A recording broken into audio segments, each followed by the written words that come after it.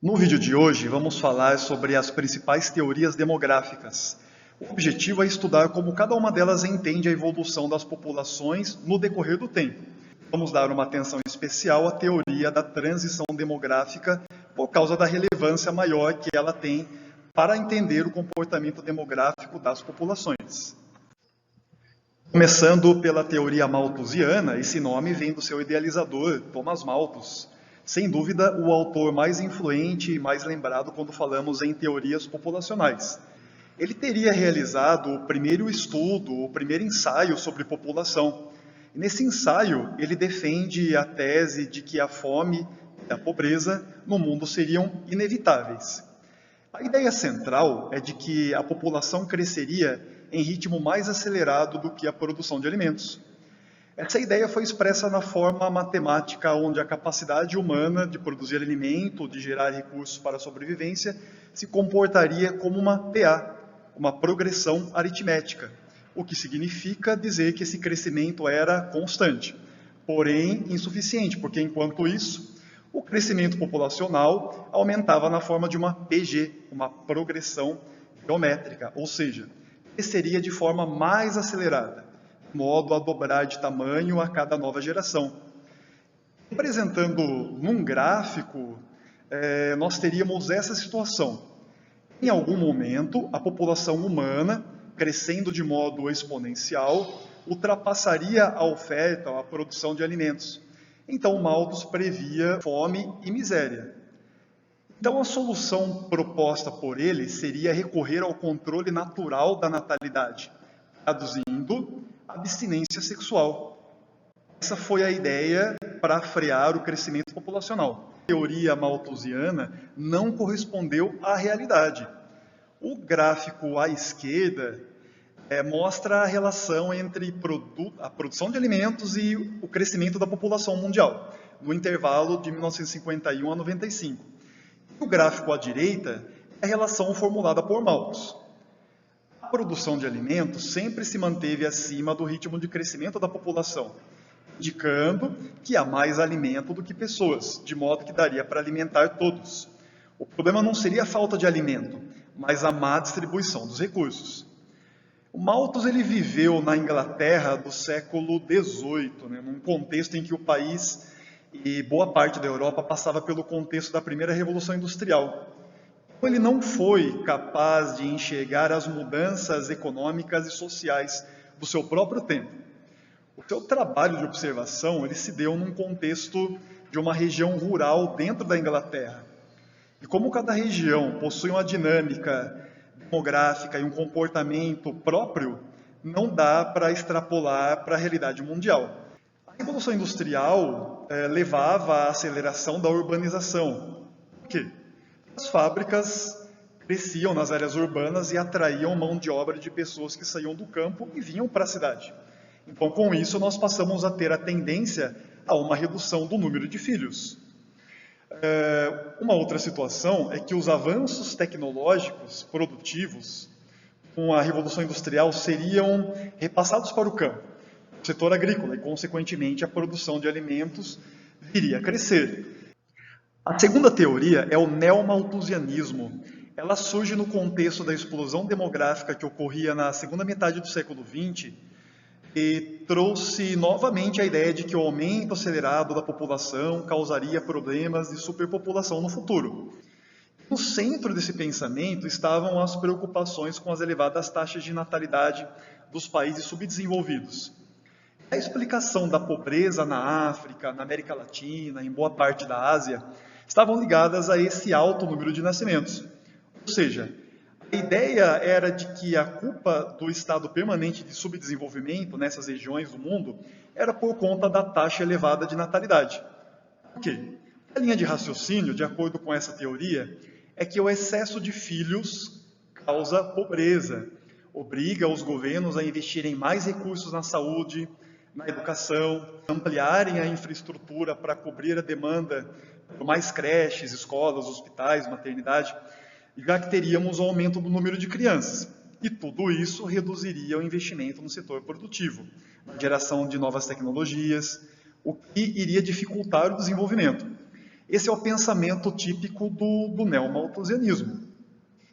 E a solução para esse crescimento, para esse aumento demográfico acelerado, seriam medidas governamentais para o controle de natalidade.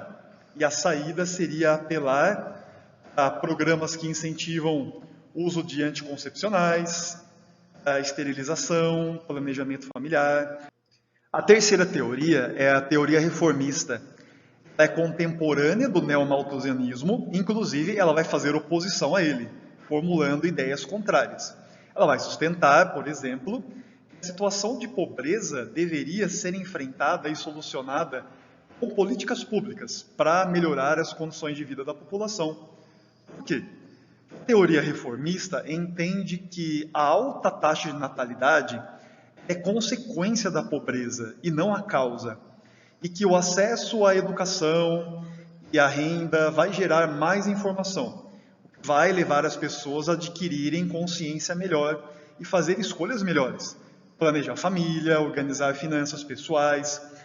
E ao resolver problemas que levam à pobreza, resolve-se também, por tabela, o problema da superpopulação. A solução para a questão demográfica seria a realização efetiva de reformas socioeconômicas.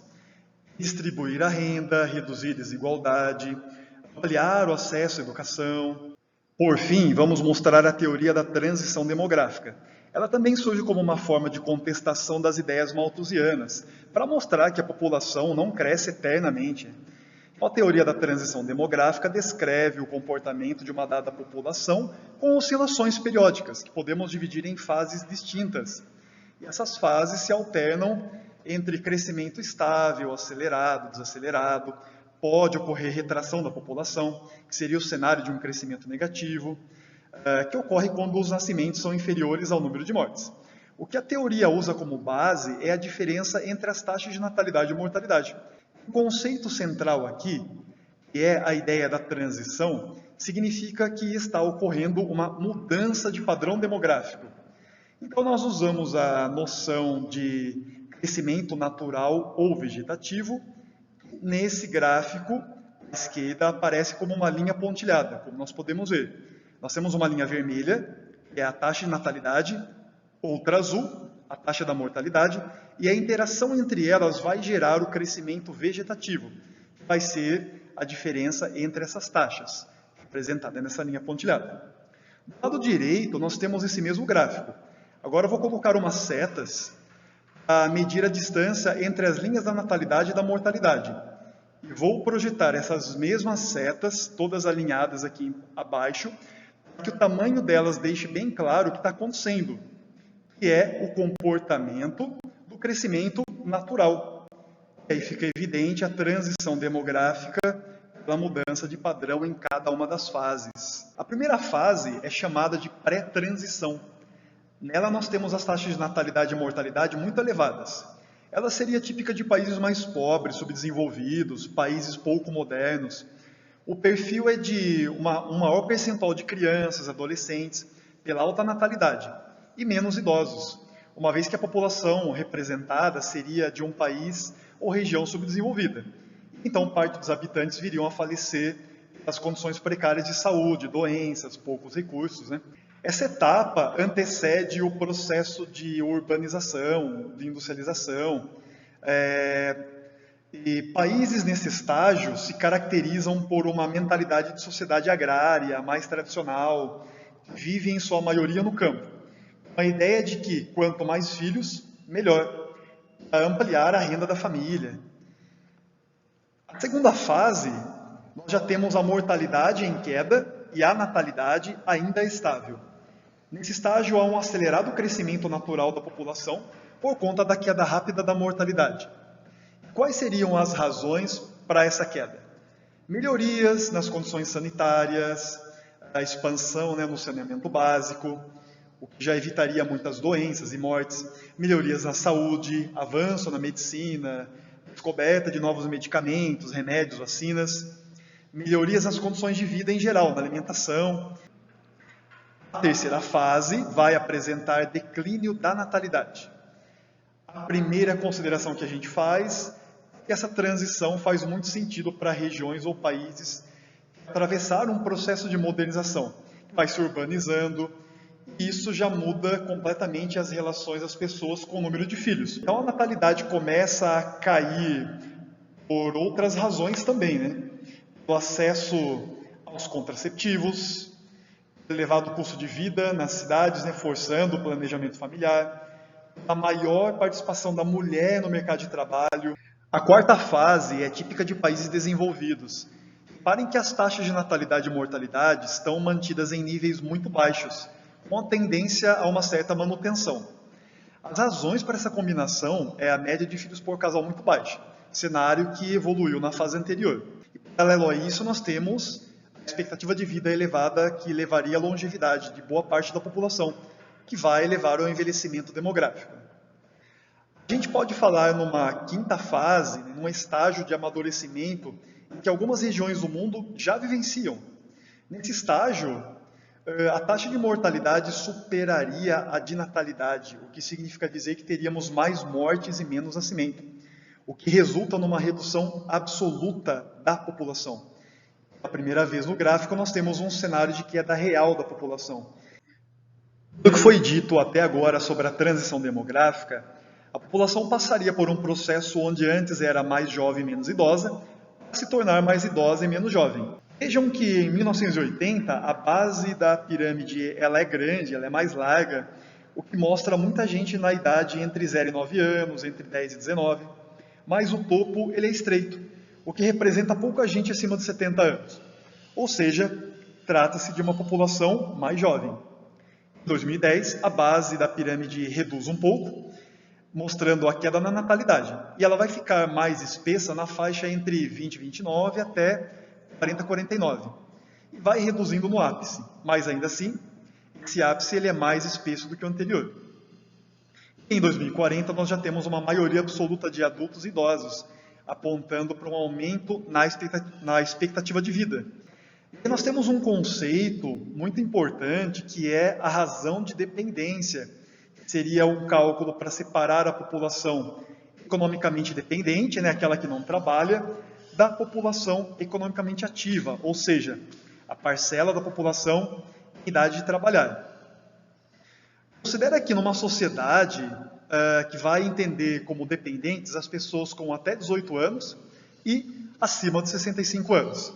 Nós teríamos então essa fórmula, a população menor de 18 somar população maior de 65, e vamos dividi-la pela PEA, população economicamente ativa, né? As pessoas nesse intervalo entre 19 anos e 64.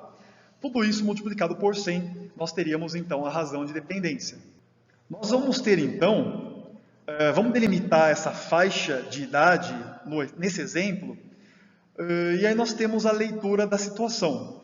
No ápice da pirâmide, nós teremos os idosos. Já encerraram carreira, já estão aposentados, e na base nós temos as crianças e os adolescentes em idade escolar. Essas duas faixas compõem a população economicamente dependente. No meio, no corpo do gráfico, nós temos a força de trabalho composta por jovens e adultos. O momento que chamamos de bônus demográfico é quando temos uma força de trabalho ampla, capaz de colaborar para fazer a economia crescer. Se for bem aproveitada, ao mesmo tempo em que ainda temos um número razoável de crianças, que serão os adultos do futuro e vão compor a classe trabalhadora, a gente consegue ainda melhorar esse cenário de bônus demográfico. Esse seria um momento bom, uma mão de obra abundante, uma menor população dependente. A situação muda no momento seguinte, né? A situação de ônus, em que a natalidade é menor, indicando que a reposição de mão de obra no futuro será menor. E no ápice, há muitos idosos, com projeções para aumentar em 2 décadas. Quando a população da faixa dos 40 a 49 e 50 a 59 aparecer lá. Então aqui nós temos o cenário do ônus demográfico. Aqui nós temos um mapa e um gráfico para tratar da questão da fecundidade, né? A taxa de fecundidade vai calcular a média de filhos por mulher. E olhando para o mapa, nós temos 2 tons de cores. Os tons em verde vão representar as regiões do mundo onde essa taxa ainda é considerada alta. Notem que isso se concentra nas regiões, né, do continente africano, e tons em cor de rosa, avermelhado, em que essa taxa está baixa. E o gráfico da fecundidade, a gente observa que as projeções de queda na natalidade, né, em todas as regiões do mundo, inclusive nas duas regiões africanas, no norte da África e na África subsaariana. Uma informação interessante é sobre a questão da reposição populacional. A gente considera que o número de filhos por mulher deveria ser de pelo menos 2,1. 2 filhos, eles fariam a reposição, a restituição do casal progenitor, que vai envelhecer e vai falecer. E essa fração de 0,1, ela seria para compensar indivíduos que morrem antes de atingir a idade reprodutiva, por isso 2,1. Eu queria apontar para vocês aqui no gráfico essa linha em preto, mostrando qual seria a linha mínima de reposição populacional. E quando a gente analisa, no intervalo do gráfico dos anos 50 até a projeção para 2045, a Europa já está abaixo dessa taxa de reposição na maior parte do tempo, ou seja, com tendências à redução populacional. A questão mais desafiadora quando pensamos em populações é o envelhecimento demográfico. Paralelo ao fenômeno de que o número de filhos por casal vem diminuindo, ainda nós temos o aumento da expectativa de vida em níveis cada vez maiores. Isso vai gerar um problema de desequilíbrio econômico, né? Já que teríamos uma população aposentada ou idosa crescente, vivendo por mais tempo, que precisaria de uma população economicamente ativa maior, o suficiente para ser capaz de manter a economia num patamar para garantir o sistema funcionando, para garantir a previdência, né, as aposentadorias, né, para garantir os demais serviços e as demandas de um país. Então essas imagens são bem sugestivas de como os países estão incentivando os casais voltarem a ter mais filhos, a partir da dedução de impostos, de tratamento gratuito de fertilidade, né, de campanhas publicitárias para estimular os casais a terem mais filhos. Tudo isso com a preocupação de minimizar problemas com o envelhecimento demográfico. A China, por exemplo, que tinha a política do filho único, que durou por quase 4 décadas, já abandonou essa política desde 2016. Por se deparar com essa realidade. Aumenta aí o número de governos pelo mundo com o interesse de criar políticas, ações, campanhas para minimizar problemas do futuro, né? No entanto, lidar com esse cenário é bem complicado, né? Num contexto sem volta, né, que a expectativa de vida só aumenta. O que acontece muitas vezes para reduzir esse desequilíbrio, né, é que os governos tomam medidas impopulares, por exemplo, como aumentar o tempo de serviço para manter a população produtiva por mais tempo, né? Essa é uma das medidas. Outra medida para alguns países é incentivar a vinda de imigrantes jovens, né, para recompor a força de trabalho. Para fixar o conteúdo, eu separei aqui algumas questões. Essa primeira vai trazer trechos de 2 textos para a gente analisar e marcar a opção que define a teoria demográfica ou corrente de pensamento por trás do conteúdo desse texto. Vamos fazer a leitura do texto 1? Ali diz o seguinte: a cada ano nascem 81 milhões de pessoas, o equivalente à população da Alemanha. Mantido o ritmo, passaremos os atuais 7,3 bilhões de habitantes para 9,6 em 2050. Essa aceleração se dá, sobretudo, em países subdesenvolvidos. Embora não dê para estimar o máximo de pessoas que cabem no planeta, sabemos que os recursos são limitados. A quantidade de água e terra é a mesma há milênios. E, apesar do avanço da ciência, nada indica que seremos capazes de ampliá-las. Será que deu para perceber a tendência do texto número 1? Está falando sobre limitação de recursos, falando sobre aceleração da população em países subdesenvolvidos. Ele está tratando ideia malthusiana, né? Colocando a problemática do crescimento populacional. No entanto, como ele está tratando de uma questão do momento mais recente, a gente pode eliminar o malthusianismo clássico e ficar com o neomalthusianismo. Portanto, letra D ou E. E é para fazer essa eliminação de cara. Mas vamos ao texto número 2. Que vai dizer que o crescimento demográfico não é a causa primeira do subdesenvolvimento, mas contribui para o aumento das contradições econômicas e sociais. O aumento da população não é excessivo, senão em relação a um crescimento econômico restrito. O impulso demográfico não teria tomado tal velocidade nem criado tais dificuldades se a natalidade tivesse progressivamente sido reduzida pelos efeitos de um desenvolvimento econômico e social. Notem que as ideias desse texto número 2 está batendo mais com o que nós vimos sobre a teoria reformista. Portanto, alternativa correta, letra D.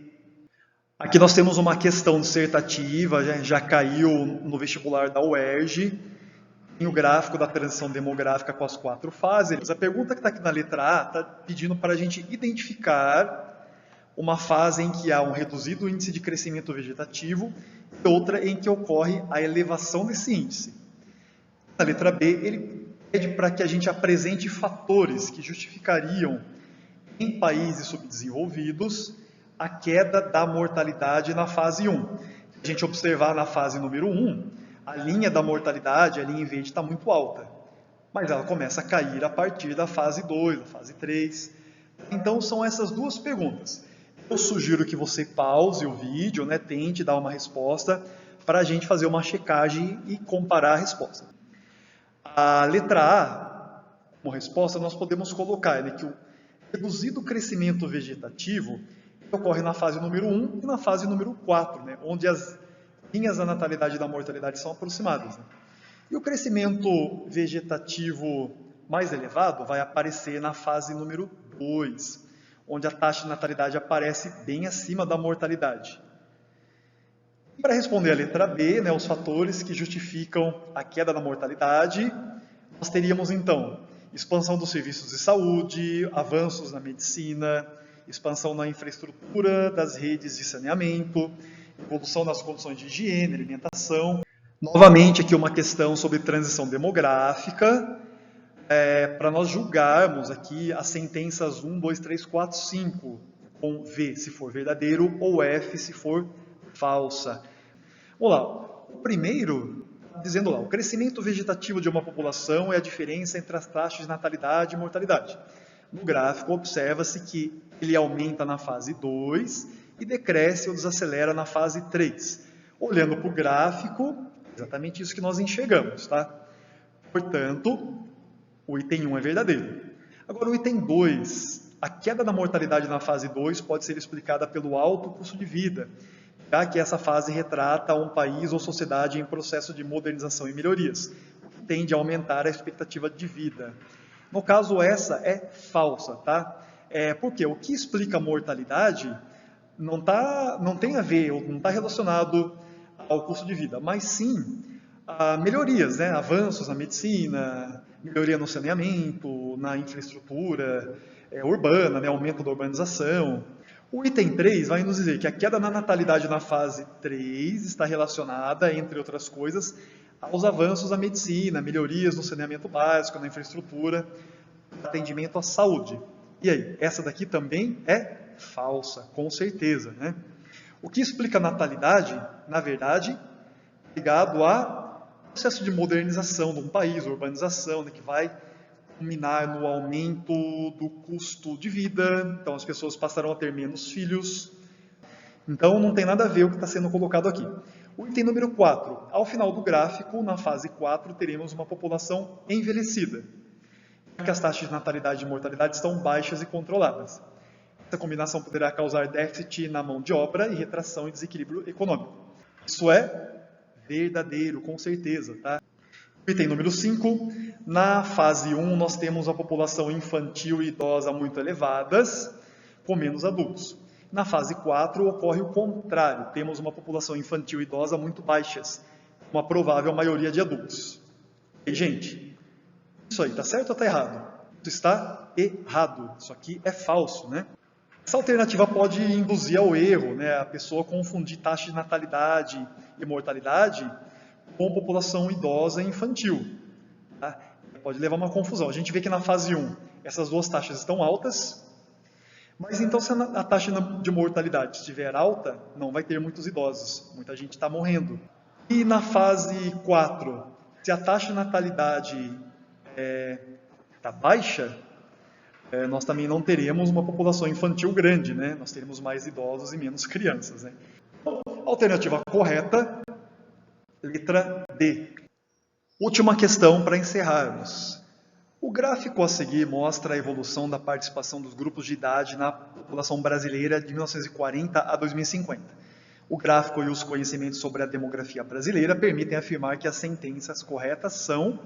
A gente dá uma olhada no gráfico, ele está apresentando o quê? A população brasileira, né, em milhões de habitantes, e está dividindo em jovens e adultos, que é uma linha mais escura, crianças, né, uma linha com um traço mais claro, e os idosos, que aparecem ali com uma linha pontilhada, no intervalo do tempo aí do gráfico. Tá? E aí vamos analisar aqui as sentenças. O número 1 vai dizer o seguinte, que a queda da proporção de crianças está fortemente relacionada às elevadas taxas de mortalidade infantil que assolam o país. Essa daqui é falsa. E o Brasil, assim como boa parte dos países do mundo, à medida que o tempo foi passando, conseguiram controlar ali a taxa de mortalidade. O item 2. O Brasil teria uma fase favorável ao crescimento econômico, pois, com a redução das taxas de natalidade, houve redução da razão de dependência, isto é, do peso econômico das crianças e dos idosos sobre a população economicamente ativa do país. Essa daqui pode considerar como verdadeira. Então, não vamos colocar um ok nela aqui, tá? Exatamente isso. À medida que vai caindo o número de crianças, que a natalidade vai diminuindo, não tem ainda um número elevado de idosos, no entanto, a população jovem e adulta cresceu de modo acelerado, mostrando uma força de trabalho maior. O número 3, a partir da década de 2040, a população brasileira deverá parar de crescer e logo sofrer redução, pois o número de óbitos tenderá a ser maior do que o número de nascimentos. Então nós estamos analisando essa e vamos concluir como verdadeira. A partir de 2040, olhando no gráfico, a gente percebe claramente a queda de duas populações, a população de jovens e adultos, começa a declinar rapidamente, e a população de crianças. O que aumenta é de idosos, mas na média são duas populações em declínio e uma em ascensão. Na média isso significa uma redução. E a número 4, a pressão demográfica observada no crescimento da população revela a necessidade de aumento do número de vagas nas escolas e leitos hospitalares. Pô, gente, se está reduzindo o número de crianças, então não tem por que a gente pensar no aumento do número de vagas em escolas. Então, somando tudo, juntando tudo, a alternativa correta, letra C. Itens 2 e 3 estão corretos. Chegamos ao final de mais um vídeo. Muito obrigado, galera, por chegarem até aqui comigo. Nos vemos numa próxima. Até mais. Tchau, tchau.